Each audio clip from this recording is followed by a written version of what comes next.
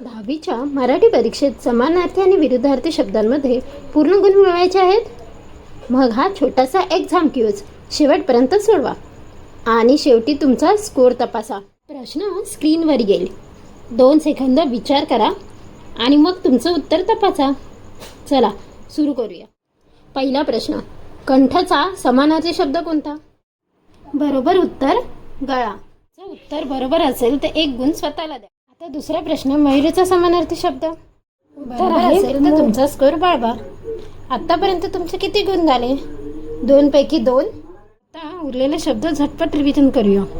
नदी सरिता, पाऊस पर्जन्य. आता विरुद्धार्थी शब्द, उच्च नीच, आनंद दुःख, यश अपयश, आगमन निर्गमन. आता तुमची खरी परीक्षा. या 8 पैकी किती शब्द आधीपासून माहीत होते?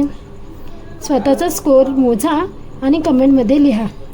अशा सोप्या इंटरेस्टिंग पद्धतीने शिकण्यासाठी शिल्पा होम ट्युशनला सबस्क्राईब करा.